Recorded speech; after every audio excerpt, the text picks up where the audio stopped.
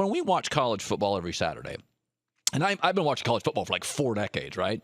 It's probably the first sport baseball or college football was the first sport I kind of fell in love with. I just absolutely loved college football as a kid. And I'd watch Keith Jackson, and he'd be doing games, and Ara Parsegan, Notre Dame, Keith Jackson doing a Southern football game, and then Brent Musburger. And it was a lot of times you got like 1 or 2 games on Saturday, and it was Notre Dame and Ohio State or a big Southern football game.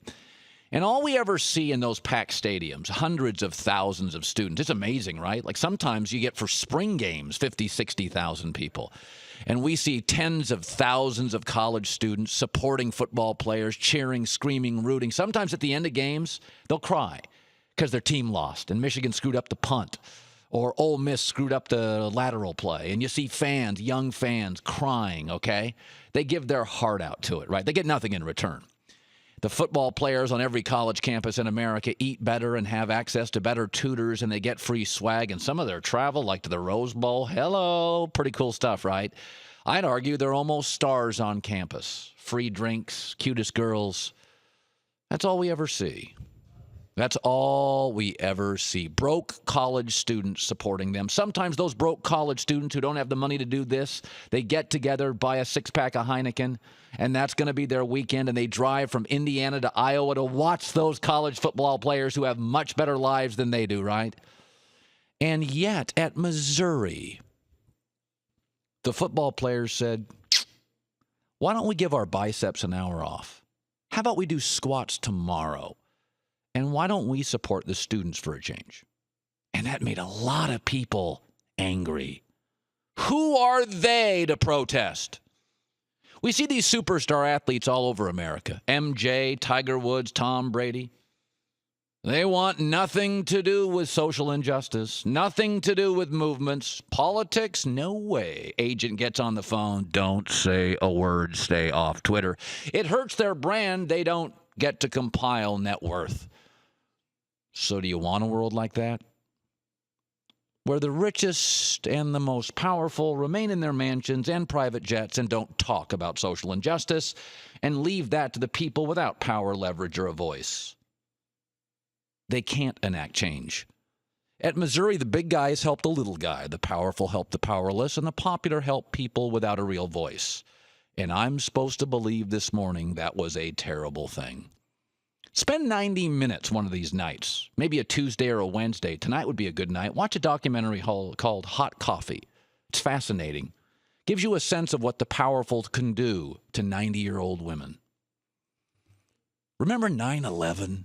God, it was awful, right? Do you remember the one moment that made you feel good when the president put his arm around the firefighter? Remember that? Shh, we all felt great, right? Why? Why would that be? Because the powerful connected with the powerless, a normal citizen. For the record, Missouri football players didn't create this. The school president did. Between inactivity, missteps, clumsy PR, he was in trouble before the football players. But whether it's an I Can't Breathe t-shirt or an I Won't Play protest, it's not only symbolic to a democracy, it's critical. Guys like Putin, they want all the power. People that oppose them disappear. It doesn't work that way here.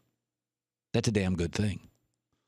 A Missouri student, Jonathan Butler, protested, refused to eat, was going to die.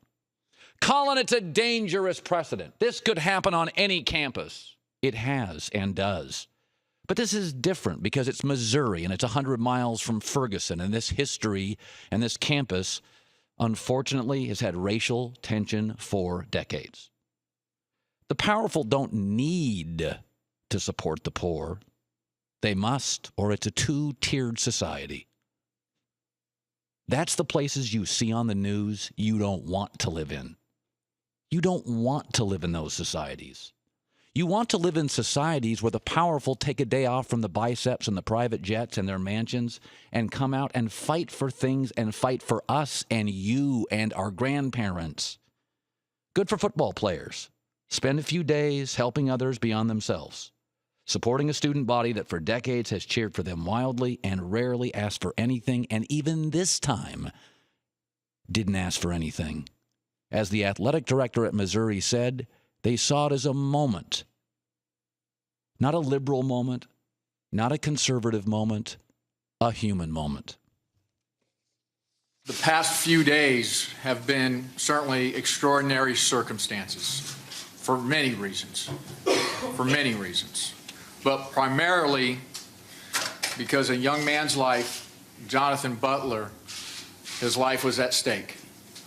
And that was real for our student athletes. And so our student athletes, they decided to get involved. And quite frankly, simply, we supported them. And so did the coach, and so do I. This happens. There's hunger strikes everywhere. But this was different because Missouri's different. And Ferguson, Missouri's down the street. And it's a Civil War border state. If you don't support Missouri, who do you support? What cause do you support? In the end, all these kids on all these campuses don't ask for anything. And they support the athletics without question. Once a team supported them, I'm okay with it.